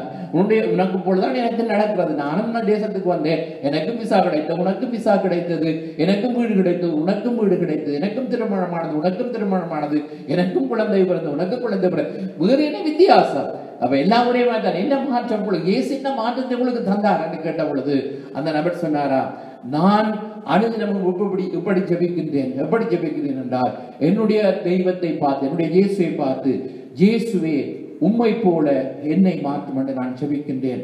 அப்படிப்பட்ட ஜெபத்தை உன்னால் செய்ய முடியுமா என்று யோசித்து பாருங்கள் சொன்ன பொழுது அவருக்குள்ளே குழப்பங்கள் வந்தது. அவருக்குள்ளே அப்பொழுதுதான் அவருக்கு உணர்தல் வந்தது, நான் ஜெபிக்க முடியாதே, அதாவது நான் வணங்குகிற தெய்வங்களை பார்த்து அவைகளைப் போல என்னை மாற்றும் என்றால் நான் உலகத்திலே நடமாட முடியாது என்று உணர்த்தப்பட்டவராக அன்றைக்கு இயேசுவுக்கு தன்னுடைய வாழ்க்கையை ஒப்புக் கொடுத்தார். பிரியமானவர்களே, கல்வாரி சிலுவையிலே எனக்காகவும் உனக்காக ஜீவனை கொடுத்து அன்பு நிறைந்த தெய்வம் இன்றைக்கு நாங்கள் சொல்ல முடியும், இயேசுவை நோக்கி ஆண்டவரை உம்மை போல எங்களை மாற்றும் என்று சொல்லி. பிரியமானவர்களே, அதுதான் மாற்றம். மற்ற இந்த உலக செல்வங்கள், செழிப்புகள், பணங்கள், எங்களுடைய முயற்சியினாலே எதையுமே மனிதர்கள் சாதித்து விட்டு போகலாம். ஆனால் எங்களை மாற்றுவதற்கு ஒரு தெய்வம் இருக்கின்றார். அவர்தான் ஆண்டவராக இயேசு கிறிஸ்து. எனக்காக உனக்காக எங்களுடைய நிந்தைகளை, அவமானங்களை ஏற்கும்படியாக சிலுவையிலே பலியான இயேசு அவர் அன்புள்ள தேவனாக இருக்கின்றார். எனவே உனக்காக எனக்காக இன்றைக்கு பிதாவின் வலது பார்சத்தில் இருந்து அவர் பறந்து பேசிக் கொண்டிருக்கிறார் என்று வேதம் சொல்கிறது. அப்படிப்பட்ட தெய்வம் தம்மை போல எங்களை மாற்றும்படியால் ஜீவனை கொடுத்து சிலுவையிலே தொங்கினவர். எனவே அதுதான் மாற்றம். பிரியமானவர்களே, மற்ற எந்த மாற்றத்தையும் மனிதனுடைய காரியங்களினாலே செய்ய முடியும். எங்களுடைய பலத்தினாலே பணத்தை சம்பாதிக்க முடியும், எங்களுக்கு வீடுகளை கட்ட முடியும், எல்லாவற்றையும் செய்ய முடியும். மனிதன் உலகம் முழுவதையும் அவன் ஆதாயப்படுத்தினாலும் தன் ஆத்மாவை நஷ்டப்படுத்தினால் அவனுக்கு லாபம் என்னதான் ஆண்டவராகிய இயேசு கிறிஸ்து கேட்டார். எனவே இன்றைக்கு ஆத்ம ரட்சிப்பின் அவசியத்தை மனிதர்கள் உணர்ந்து கொள்ள வேண்டும். நீ இன்றைக்கு மரித்தால் எங்கே போக போகின்றாய்? மரணம் உனக்கு சம்பவிப்பா இருந்தால், உலகத்திலே இயற்கை சீற்றங்கள் வருமாக இருந்தால், ஒரு ஆபத்து வருமாக இருந்தால், நாங்கள் மரிப்போமாக இருந்தால் எங்கே போவோம் என்ற நிச்சயத்தோடு நாங்கள் வாழ வேண்டும். பிரியமானவர்களே, எனவேதான் காலம் கொடியது, ஆத்மா வெளியேறப்பட்டது, நரகம் நித்தியமானது. எனவேதான் சுவிசேஷம் அறிவிக்கப்படிய அவசியம்.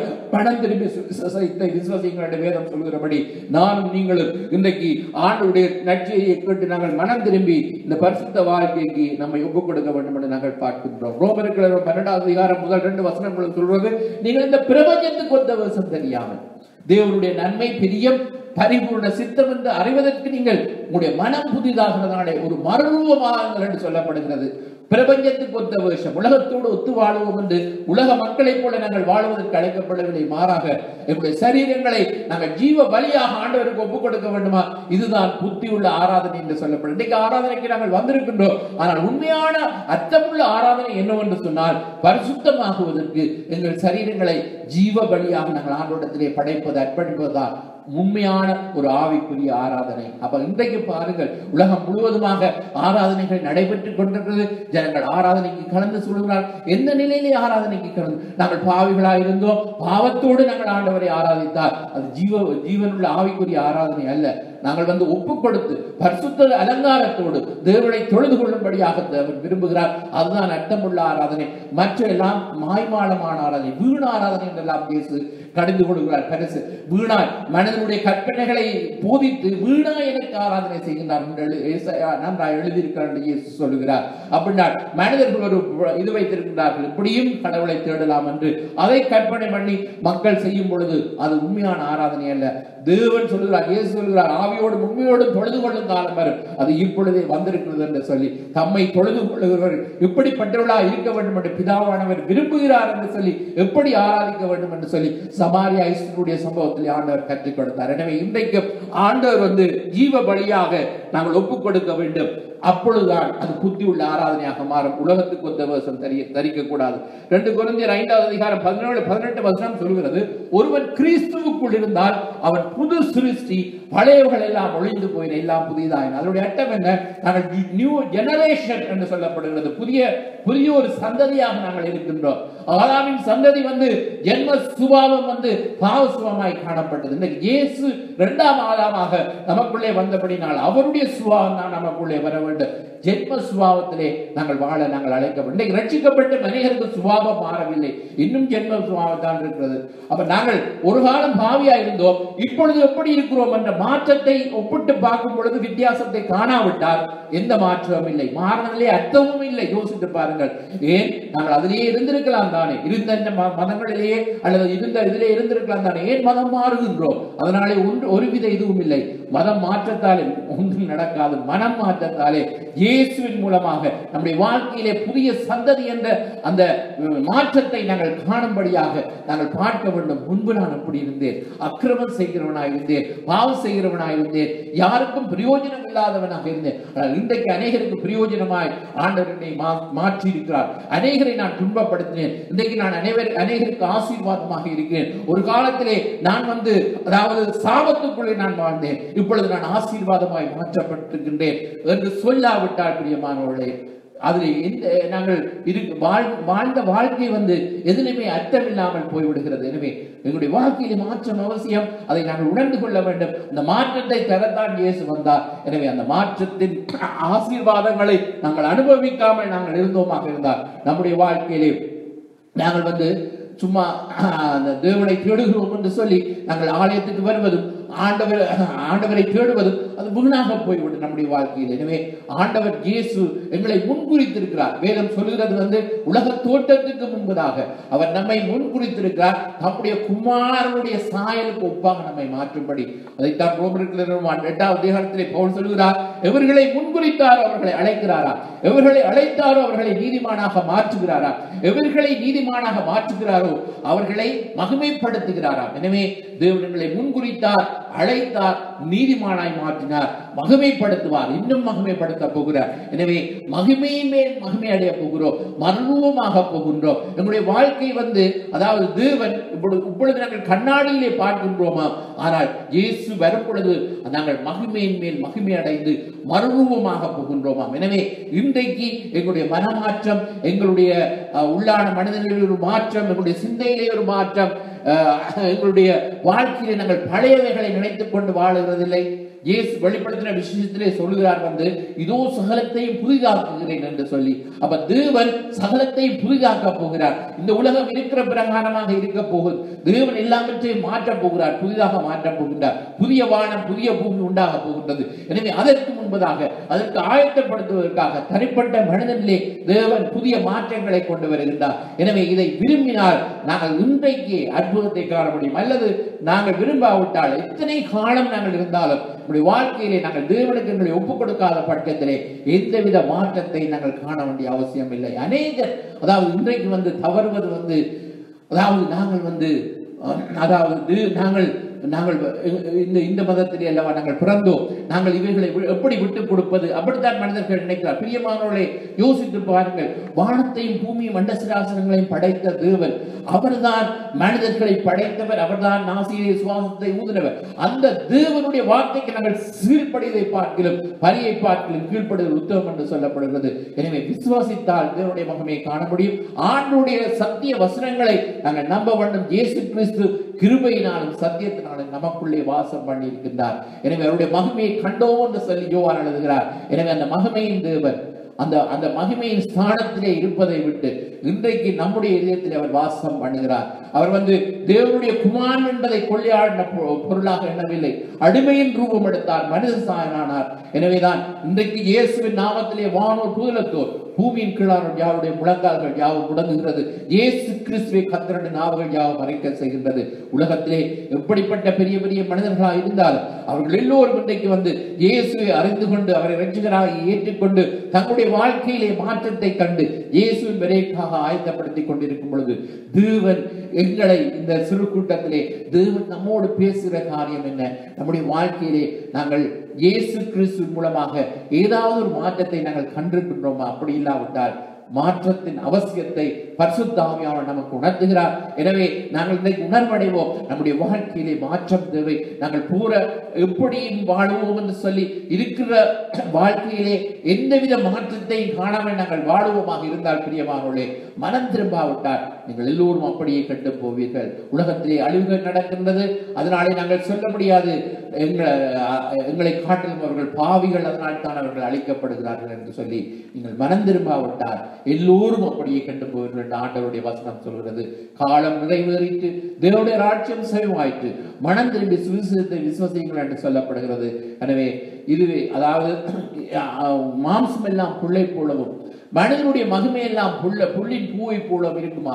புல் உலர் பூ உதிரும், கர்த்தருடைய வசனம் என்றென்றைக்கு நிலைக்கும். உங்களுக்கு சுவிசேஷமாய் அறிவிக்கப்படுகிற வசனம் இதுவே என்று வேதம் சொல்கிறது. எனவே நற்செய்தியை கேட்போம், விசுவாசிப்போம், மாற்றத்தை எங்களுடைய வாழ்க்கையிலே கொண்டு வருவதற்கு எங்களை விட்டுக் கொடுப்போம், குழந்தைகளை தாழ்த்துவோம், ஆண்டவருடைய வசனத்தை சாந்தமாய் ஏற்றுக்கொள்வோம். இன்றைக்கே ஆண்டவர் நம்முடைய வாழ்க்கையிலே மாற்றத்தை கொண்டு வர வல்லமுள்ள தேவனாக இருக்கின்றார். எபேசியர் 5 சொல்வது, நாட்கள் பொல்லாதா இருக்கிறது, காலத்தை பிரயோஜனப்படுத்திக் கொள்ளுங்கள். அதாவது நீங்கள் பவுல் சொல்லுகிறார், நீங்கள் கனியற்ற அந்தகார கிரிகளுக்கு உடன்படாதீர்கள், தூங்குகிற நீ மருத்துவரை விட்டு எழுந்துரு என்று சொல்கிறார். அப்படின்னா செத்த கிரியைகளோடு உடன்பட்டு வாழாதிருங்கள்.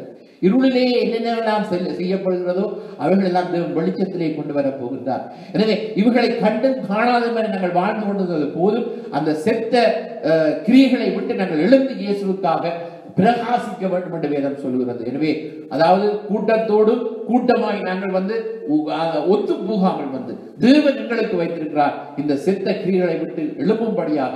அதெல்லாம் அவலட்சணமான காரியமா இருக்கிறது. சொல்லுவதற்கே பவுல் சொல்லுகிறார், அவர்கள் இருளே செய்கின்ற அந்தரங்கமான அருவருப்புகளை சொல்லுவதற்கே அது விருப்பம் இல்லாமல் இருக்கிறது. அவர்கள் எல்லாம் கடிந்து கொள்ளப்பட வேண்டும். தேவன் அவர்கள் எல்லாம் வெளிச்சத்துக்கு கொண்டு வருவார். ஆனால் தூங்காத நீ எழுந்திரு, தேவன் உன்னை பிரகாசிக்கப்படுவார் என்று சொல்லியிருக்கிறபடினாலே செத்த கிரியைகள் மத்தியிலே, துன்மார்க்கமான மனிதர்கள் மத்தியிலே நாங்கள் வாழ்ந்து கொண்டிருக்கிறோம். உலகத்தோடு ஒத்து போக வேண்டாம். செத்த கிரியைகளை விட்டு நாங்கள் எழுந்து இயேசுவுக்காக நாங்கள் பிரகாசிக்க தேவன் நம்மை அழைக்கின்றார். எழுந்து நிற்க போகின்றோம், நாங்கள் ஜெபிக்க போகின்றோம். தேவன் எங்களை அசுத்தத்துக்கு தேவன் நம்மை அழைக்கவில்லை, பரிசுத்தத்துக்கு அழைத்திருக்கிறார். அசட்டை பண்ணுகிறவன் பரிசுத்த ஆவியை அசட்டை பண்ணுகிறான் வேதம் எச்சரிக்கின்றது.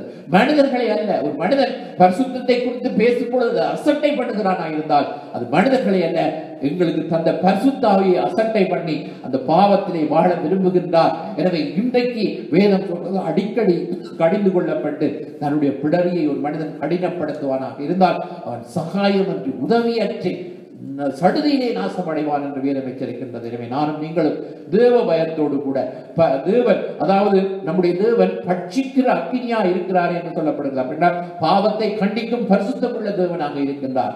பரிசுத்தம் இல்லாமல் ஒருவனும் தேவனை தரிசிக்க முடியாது. எனவே நானும் நீங்களும் பரிசுத்த அலங்காரத்தோடு அந்த தேவனை தொழுது கொள்வதற்கு எங்களுடைய முயற்சியினாலே முடியாது.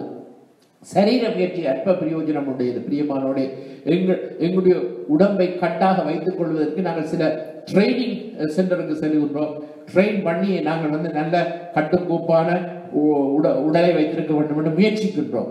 ஆனால் தேவ பக்தியானது இந்த ஜீவனுக்கு மாத்திரமல்ல, இனிவரும் ஜீவனுக்கும் அது வாக்குத்தத்தமாக இருக்கிறபடினாலே அதுதான் மிக பிரயோசனமாக இருக்கிறது என்று வேதம் சொல்கிறது. தேவ பக்தியோடு, தேவ பயத்தோடு, பரிசுத்தத்தோடு, தேவனுக்கு ஒரு அர்ப்பணிப்புள்ள வாழ்க்கையோடு வாழும் பொழுது மாத்திரம்தான் நம்முடைய வாழ்க்கையை நாங்கள் நித்திய ஜீவனை பரலோக ராஜ்யத்துக்குள்ளே நாங்கள் போக முடியுமே தவிர அங்கே யாரும், அதாவது மனிதர்கள் ஏமாற்றி வாழலாம், தேவனை யாரும் ஏமாற்ற முடியாது. தேவன் உண்மையாக அவரை தேட வேண்டும் என்று விரும்புகிறார். நாங்கள் வேதம் சொல்வது வேஷமாகவே மனிதன் திரிகின்றான், விருதாவாகவே சஞ்சலப்படுகிறான், ஆசியை தேய்க்கிறான், அதை யார் வாய் கொண்டு போவான் என்று அழியான். ஆனால் சங்கீதக்காரன் சொல்றார், இப்பொழுது தேவனே நீரே என்னுடைய நம்பிக்கை என்று சொல்லி ஆண்டவரை நோக்கி பார்ப்போம். என்னுடைய வாழ்க்கையிலே மாற்றத்தின் அவசியத்தை தேவன் வலியுறுத்துகிறார். மனம் திரும்புதல் அவசியத்தை தேவன் வலியுறுத்திருக்கிறார். பாவ வாழ்க்கையிலிருந்து நீதிமானாய் நாங்கள் மாற வேண்டும் என்று சொல்லி தேவன் விரும்புகிறார். நாங்கள் மகிமையின் மேல் மகிமை அடைந்து ஒரு மறுரூபத்துக்குள்ளே கடந்து செல்ல வேண்டும் என்று விரும்புகிறார். எந்த நிலையிலிருந்து நாங்கள் விழுத்தோம் என்பதை நினைத்து நாங்கள் எழுந்து மனம் திரும்பி முன்பு செய்த கிரியைகளை நாங்கள் செய்யும்படியாக தேவன் அழைக்கின்றார். உன்னிடத்திலே ஒரு குறை உண்டு என்று சொல்கிறார். ஆதி அன்பை விட்டா என்று உன்னிடத்திலே ஒரு குறை உண்டு, ஆகையால் நீ மனம் திரும்பு, முன்பு செய்த கிரியைகளை மறுபடியும் செய்ய என்று வெளிப்படுத்தின விசேஷத்திலே எச்சரிப்பு கொடுக்கப்படுகிறது. எனவே இன்றைக்கும் ஆண்டுடைய சமூகத்திலே நாங்கள் நின்று கொண்டிருக்கின்றோம். நாளை நடப்பது நமக்கு தெரியாது. இன்றைக்கு இதுவே அனுக்கிரக காலம், இதுவே இரட்சணிய நாள் என்று சொல்லப்பட்டிருக்கிறபடினாலே ஆண்டவருக்கு நம்முடைய வாழ்க்கையை ஒப்புக் கொடுப்போம். ஆண்டவரே, நான் நீதிமானாய் மாற விரும்புகிறேன், நான் பரிசுத்தமாய் மாற விரும்புகிறேன், நான் மனம் திரும்ப விரும்புகிறேன். ஆண்டவரே, என்னுடைய வாழ்க்கையிலே ஆண்டவரே நான் உம்முடைய சாயலாய் மாற விரும்புகிறேன். நாங்கள் ஆண்டவரை நோக்கி ஜெபிக்கக்குள்ள இருக்கிறோம். இயேசுவே, உம்மை போல என்னை மாற்றும் என்று அனுதினமும் பிரியமானவர்களே அந்த தேவனை நோக்கி, ஆண்டவரே உம்மை போல் சிந்திக்க, உம்மை போல் அன்பு காட்டிட, உம்மை போல் சேவை செய்திட என்னை மாற்றும் என்று சொல்லி நாங்கள் ஆண்டவரிடத்திலே கேட்கும் பொழுது அனுதினமும் நம்மை தேவன் ஆண்டவர் மாற்றத்துக்கூட அவர் நடந்து செல்கிற தேவனாக இருக்கின்றார். எனவே ஆண்டவரை நோக்கி நாங்கள் இன்றைக்கு ஜெபம் பண்ணி என்னுடைய வாழ்க்கையிலே மாற்றத்தை கொண்டு வரும்படியாக பரிசுத்த ஆவியானவர் உதவி செய்யும்படியாக நாங்கள் ஜெபிக்க போகிறோம். எல்லோரும் நாங்கள் துதிக்கலாம். நன்றி ஆண்டவரே, கர்த்தாவே நன்றியோடு ஸ்தோத்திரிக்கிறோம். ஹல்லேலூயா, ஓ ஜீசஸ், ஹல்லேலூயா, ஹல்லேலூயா. நன்றி ஆண்டவரே, ஓ ஜீசஸ், ஹல்லேலூயா, ஹல்லேலூயா, ஹல்லேலூயா. மறுரூபமாக்கிடும்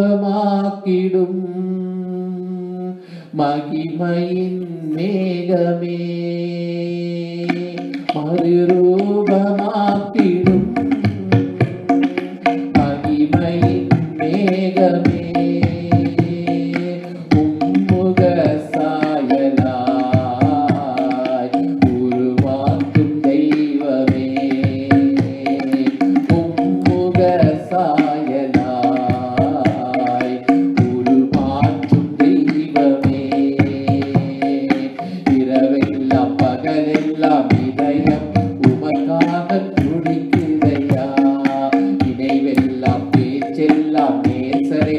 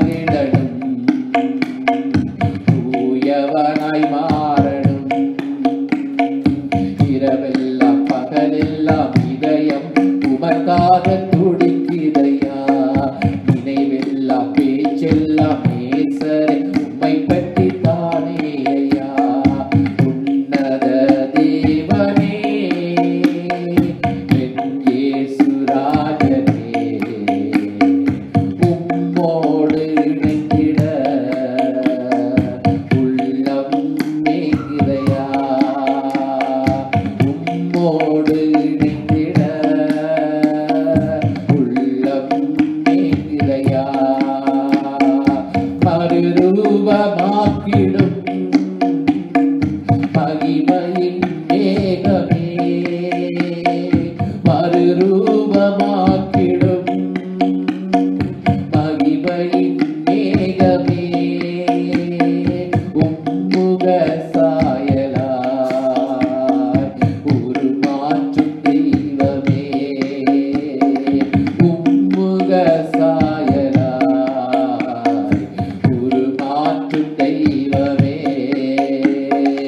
இரவெல்லாம் பகலெல்லாம் இதயம் உமக்காக துடிக்குதையா, நினைவெல்லாம் பேச்செல்லாம் நேச உம்மை பற்றி தானேயா, உன்னத தேவனே என் இயேசு ராஜனே, உம்மோடு இணைந்திட என் உள்ளம் ஏங்குதையா, உம்மோடு இணைந்திட என் உள்ளம் ஏங்குதையா. ஜெபம் பண்ணுவோம். ஆண்டவருடைய வார்த்தை சொல்ல சீக்கிரம் புத்தகத்திலே உங்கள் கல்லான இதயத்தை நான் உங்கள் மாம்சத்திலிருந்து எடுத்து போடுவேன், தசியான இதயத்தை கொடுப்பேன், உங்கள் உள்ளத்திலே புதிதான ஆவியை நான் வைப்பேன், என்னுடைய நியாயங்களை கீழ்ப்படியும்படியாக நடத்துவேன் என்று சொல்லி நவமான இதயத்தை தருவேன் என்று வாக்கு பண்ணியிருக்கிறார். எனவே கல்லான இதயத்தை எடுத்து போட்டு ஆண்டவரே எங்களுக்குள்ள ஒரு புதிய இதயத்தை தாரும், புதிய சிந்தையை தாரும், உம்முடைய வசனங்களுக்கு கீழ்ப்படிந்து நடக்கக்கூடிய பக்குவத்தை எங்களுக்கு தாரும், மனம் திரும்புதலுக்குரிய கனி கொடுங்கள். கோடரியானது மரத்தினுடைய வைக்கப்பட்டிருக்கின்றது, நல்ல கனிபடாத மரமெல்லாம் வெட்டுண்டு அக்கினியிலே போடப்படும் என்று வேதம் எச்சரிக்கின்றது. எனவே இந்த நாளிலும் தேவ மனமாற்றத்தின் அவசியத்தை, மனம் திரும்புதலின் அவசியத்தை பரிசுத்த ஆவியானவர் உணர்த்திக் கொண்டிருக்கிறார் பிரியமானவர்களே. எனவே இதுதான் சந்தர்ப்பம். இந்த சம்பந்த வாய்ப்புகளை நழுவ விடாதிருங்கள். வாய்ப்புகளை நழுவ விடும் பொழுது பிரியமான இன்னொரு சந்தர்ப்பம் நமக்கு கிடைக்காது. எனவே ஆவியானவர் வலியுறுத்துகிறார், இந்த நாளிலே கொடுத்த இந்த சந்தர்ப்பத்திலே நாங்கள் மனம் திரும்புதலுக்குரிய சமாதானத்துக்கு அடுத்தவைகளை நாங்கள் தேடினால் அது எங்களுக்கு நலமாக இருக்கும் என்பதாக. ஊரபா தீரபா சந்தரபா தீரபா கரபா தூரபா பாபா பாபா சந்தரபா தீரபா தலபா சக்கரபா பாபா பாபா சந்தரபா பாபா பாபா பாபா பாபா. ஹல்லேலூயா. நாட்கள் பொல்லாதா இருக்கிறது பிரியமானவர்களே. வேதம் சொல்வது காலத்தை நாங்கள் பிரயோஜனப்படுத்த வேண்டுமா?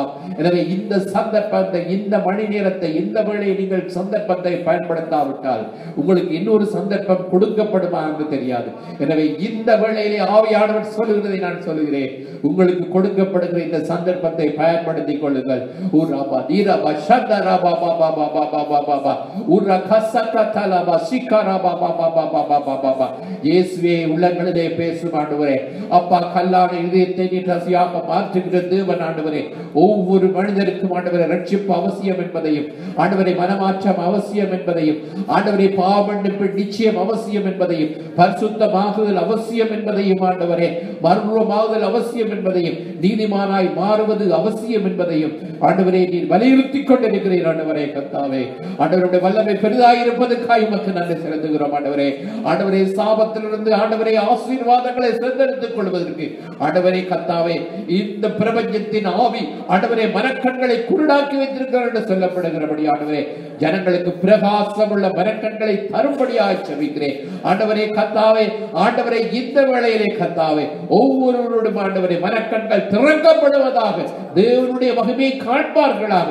ஐயோ நான் அதமானேன் என்று ஏசாயா சொன்னது போல தேவனுடைய மகிமையை கண்டு கர்த்தாவே அசுத்த உதவுள்ள மனிதன் என்று சொல்லி ஐயோ என்று சொல்லி தன்னை ஒப்பு கொடுத்தது போல ஆண்டவரே இன்றைக்கும் ஆண்டவரே ஒவ்வொரு மனிதர்களும் ஆண்டவரே, ஒவ்வொரு ஆண்டவரே இந்த மண்டபத்தில் இருக்க ஒவ்வொருவரும் ஆண்டவரே சுவாமி ஆண்டவரே நீர் ஆண்டவரே ஒவ்வொருடைய வாழ்க்கையில மாற்றத்தை கொண்டு வர விரும்புகிறேன், சாபத்திலிருந்து ஆசீர்வாதத்தை கொண்டு வர விரும்புகிறேன் கர்த்தாவே.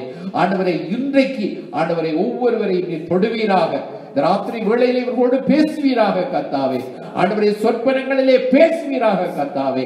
ஆண்டவரே நீர் தாமே ஆண்டவருடைய பரலோக மகிமையை குறித்து இவர்களுக்கு வெளிப்படுத்துவீராக. ஆண்டவரே கர்த்தருடைய வல்லமை ஆண்டவரே ஒவ்வொருவரையும் ஆளுகை செய்யும்படியாக நான் ஜெபிக்கிறேன். ஆவியானவர் இந்த நேரத்திலே நீர் அசைவாடிக் கொண்டிருக்கிறீர். ஆண்டவரே உடைய வல்லமை இன்றைக்கும் குறைந்து போகவில்லை ராஜா. ஆண்டவரே நீர் உயிருள்ள தெய்வமாய் இருக்கிறீர். ஆண்டவரே எங்கள் நடுவிலே நீர் எழுந்தருளி இருக்கிறீர் ஆண்டவரே சுவாமி. உடைய மகிமையின் பிரசனத்தை நாங்கள் உணர்கிறோம் ராஜா. இந்த இடத்திலே நீர் வெளிப்பட்டிருக்கிறீர் ராஜா. ஒவ்வொருவரோடும் இதயத்திலே பேசும் ஆண்டவரே. இது வாழ்வை கர்த்தருக்கு ஒப்புக் கொடுக்கத்தக்கதாக மாற்றத்தை கண்டறியும்படியாக ஜெபிக்கிறோம் ஆண்டவரே. ஆண்டவரே நீர் ஒரு வார்த்தை சொல்லும் பொழுது எல்லாம் மாறுமே கர்த்தாவே. ஆண்டவரே நீங்கள் தாமே ஆண்டவரே அப்பா முன்குறித்து அழைத்து ஆண்டவரே நீர் ஆண்டவரே நீதிமானாய் மாற்றி ஆண்டவரே மகிமைப்படுத்திக் கொண்டிருக்கிறது கைமக்கு நன்றி செலுத்துகிறோம் ஆண்டவரே. எங்களை மாற்றின தேவன் ராஜா ஆண்டவரே, எங்களை சந்தித்த தேவன் ராஜா ஆண்டவரே, இன்றைக்கு ஒவ்வொருவரை சந்திக்க வேண்டும் என்று நாங்கள் செபிக்கிறோம். ஒரு உள்ளத்தை தொட வேண்டும் என்று நாங்கள் செபிக்கிறோம் ஆண்டவரே. எல்லா கல்லான இதயங்களை தசையாய் மாற்றும்படியாக செபிக்கிறோம் ராஜா. செய்ய போறதுக்காக எமக்கு கூடான கூடிய ஸ்தோத்திரம் ஆண்டவரே. அப்பா இருளிலிருந்து வெளிச்சத்தை பிரகாசிக்க சொன்ன தேவன் ஆண்டவரே. ஆண்டவரே இயேசு கிறிஸ்துவின் மூலமாக எங்கள் இதயத்திலே நீர் பிரகாசித்திருக்கிறீர் ஆண்டவரே. ஒவ்வொருவருடைய உள்ளங்களிலும் வாரும் சுவாமி ஆண்டவரே. ஒவ்வொருடைய பாவங்களை மன்னியும் சுவாமி ஆண்டவரே. ஒவ்வொருவர்களுக்கு ஆண்டவரே இருக்கிறதான ஆண்டவரே சஞ்சலங்களை எடுத்து போடும் ராஜா ஆண்டவரே. அவர்கள் உள்ளத்திலே சமாதானத்தை கண்டடும் ஆண்டவரே. அப்பா உள்ளத்திலே ஆண்டவரே நீர் தங்கும் ஆண்டவரே சுவாமி. இவர்கள் தனியாய் போகக்கூடாது சுவாமி. இயேசு என்னோடு கூட வருகிறார் என்ற உணர்வோடு கடந்து செல்வார்களாக ஆண்டவரே. இந்த மண்டபத்தை விட்டு கடந்து செல்லும் பொழுது யாருமே ஆண்டவர் வறுமையாய் போகக்கூடாது சுவாமி. உள்ளத்திலே இயேசு இருக்கிறார் என்ற நிச்சயத்தோடு கடந்து செல்ல கர்த்தாவே நீர் கிருபை செய்ய வேண்டும் என்று நாங்கள் ஜெபிக்கிறோம். கர்த்தர் இது செய்யப்படுறதுக்காக கூடான கூடிய ஸ்தோத்திரம் இயேசுவின் நாமத்திலே ஜெபிக்கிறோம் நல்ல பிதாவே, ஆமென். தொடர்ந்தும் சவன் வந்து பாடல் பாடித்து தாராளத்தை ஜெபித்து தாராள முடிக்க போகிறோம். ஹல்லேலூயா.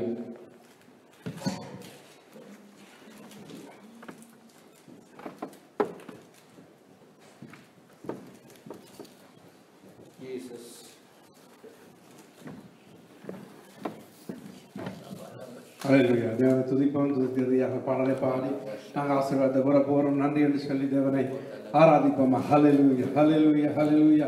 நன்றி ஆண்டவரை, நன்றியோடு உம்மை துதிக்கிறோம். மாறாவின் தண்ணீரெல்லாம் மதுரம் ஆக்கினவா, மண்ணான என்னையுமே மகிமையினால் மூடுமையா.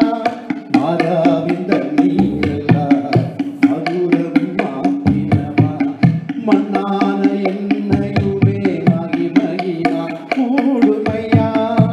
ஆவியை பொழியுமையா, அபிஷேகம் வேண்டுமையா.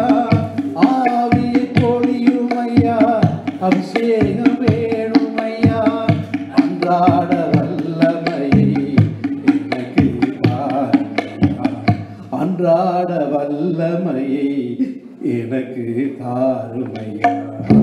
ஆவியானவரே, ஆவியானவரே, ஆவியானவரே, ஆவியானவரே, ஆவியானவரே, ஆவியானவரே, தேற்றி வழி நடத்தும் ஆவியானவரே, திவ்ய சுகமளிக்கும் ஆவியானவரே, என்னை உயிர்ப்பிக்கும் ஆவியானவரே, என்னை உருமாற்றும் ஆவியானவரே, என்னை உயிர்ப்பிக்கும் ஆவியானவரே, என்னை உருமாற்றும் ஆவியானவரே, ஆவியானவரே, ஆவியானவரே, ஆவியானவரே, ஆவியானவரே, ஆவியானவரே, ஆவியானவரே, ஆவியானவரே, பண்பட்ட நிலம் போல இந்த நிலை மாற்றும் பாவ கற்களெல்லாம் உருக்கி உருமாற்றும். பண்பட்ட நிலம் போல இந்த நிலை மாற்றும் பாவ கற்களெல்லாம் உருக்கி உருமாற்றும். முட்கள்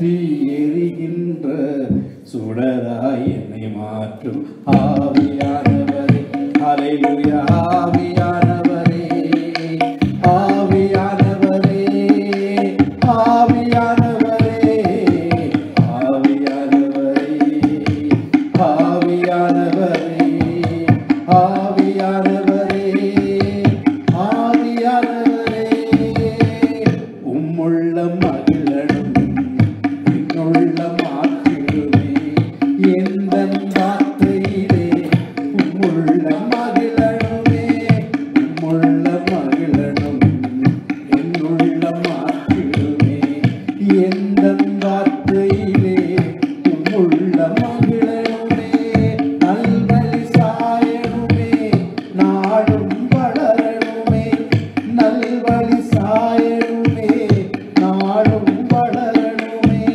நன்மையை பற்றி கொள்ளும் மகனாய் மாறணுமே நன்மையை பற்றி கொள்ளும் மகளாய் மாறணுமே ஆவியானவரே ஆவியானவரே ஆவியானவரே ஆவியானவரே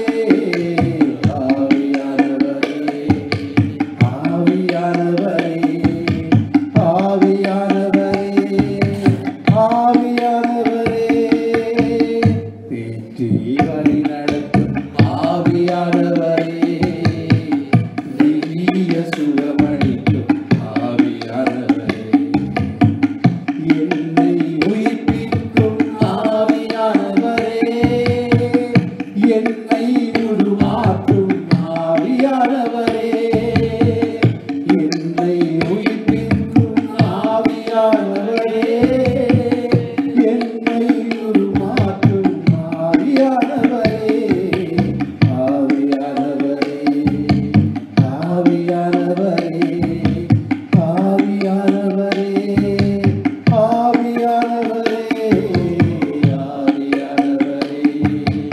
ஆவியானவரே ஆவியானவரே ஆவியானவரே தேவனை ஆராதிக்கலாம் ஹல்லேலூயா அவரே ஒரு மனிதனுக்கு மாற்றத்தை உண்டு பண்ணுவது ஹல்லேலூயா மாறாவின் தண்ணீரை மதுரமாக மாற்றின தேவன் நம்முடைய தேவன் கசந்த வாழ்க்கையை மதுரமாக மாற்றுகிறவர் ஹல்லேலூயா ஹல்லேலூயா அவரிடம் கேட்போம் ஆண்டவரே சுத்த இருதயத்தை எனக்குள்ளே சிருஷ்டி நிலை வரமான ஆவி என்னை தாங்குபடி செய்யும் உம்முடைய சமூகத்தை விட்டு என்னை தள்ளாமல் உம்முடைய பரிசுத்த ஆவியை என்னை விட்டு அகற்றாமல் விருப்பப்பட்டு தாவீதுடைய விண்ணப்பத்தின்படி சுத்த இருதயம் உள்ள இஷ்டவர்களுக்கு தேவன் நல்லவராக இருக்கிறார் ஹல்லேலூயா அவர் நல்லவர் என்பதை ருசித்து பார்க்க வேண்டும் என்று சொன்னார் கர்த்தர் உங்கள் மேல் கரசனையாக இருக்கிறபடினால இந்த நாட்கள் உங்களுக்குரியது இந்த வேளை உங்களுக்குரியது இந்த தருணம் உங்களுக்குரியது என்று எடுத்துக்கொள்ளுங்கள் ஹல்லேலூயா ஏன்னா இயேசு சீக்கிரம் வருகிறார் ஹல்லேலூயா நன்றி என்று சொல்வோமாக நன்றி என்று சொல்லி நாங்கள் ஆசீர்வாத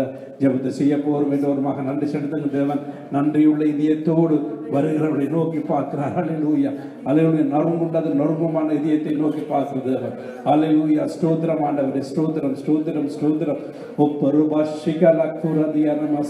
பரிசுத்தரே பரிசுத்தரே பரிசுத்தரே பரிசுத்தரே நன்றி நன்றி நன்றி ஆண்டவரே நன்றியோடு துதிக்கிறோம் துதிக்கிறோம் துதிக்கிறோம் துதிக்கிறோம் துதிக்கிறோம் ஆண்டவரே சர்வ வல்லமுள்ள தேவனே ஸ்தோத்திரம் ஸ்தோத்திரம் பரிசுத்த தேவனை நன்றியோடு துதிக்கிறோம் ஆண்டவரே ஹல்லேலூயா ஹல்லேலூயா ஜெபம் செய்வோம் இரக்கமுள்ள நல்ல பிதாவே இந்த அருமையான நல்ல மாலை வேளைக்கு நன்றி செலுத்துகிறோம் இந்த ஓய்வு நாளில் கர்த்தாவை உம்மை ஆராதிக்க இந்த இடத்துல கூடி வந்தோம் உடைய பிரசன்னம் ஆளுகை செய்தமைக்கா நன்றி கர்த்தாவே ஆண்டவரே நீங்க மாற்றத்தை விரும்புகிற தேவனாய் இருக்கிறபடியா ஸ்தோத்திரம் ஆண்டவரே ஆண்டவரே இந்த வேளையில் நீங்க மனம் திரும்பி பிள்ளைகளைப் போல மாறாவிட்டால் தேவனுடைய ராஜ்யத்துக்கு பிரவேசிக்க முடியாது என்று சொன்னீங்க ஆண்டவரே கர்த்தாவே இந்த வேளையில் இந்த இடத்துல உடைய வார்த்தை கேட்ட ஒவ்வொரு பிள்ளைகளை நீங்க பலப்படுத்த வேண்டுமா நாங்கள் செபிக்கிறோம் கர்த்தாவே வருகிற நாட்களில் தேவபுரம் நாங்கள் ஆளுகை செய்ய வேண்டுமா நாங்கள் செபிக்கிறோம் இந்த கருத்தில் நாங்கள் ஒப்புக் கொடுக்கிறோம் ஆண்டவரே அந்த சிறிய பிள்ளைகள் பெரியவரின் பிரசனம் ஆளுகை செய்யட்டும் வரும்பொழுது கூட போகும் பொழுது கூட உடைய கரத்தில் நாங்கள் ஒப்புக் கொடுக்கிறோம் பொறுப்படுத்திக் கொள்ளுங்க வழி நடத்துங்க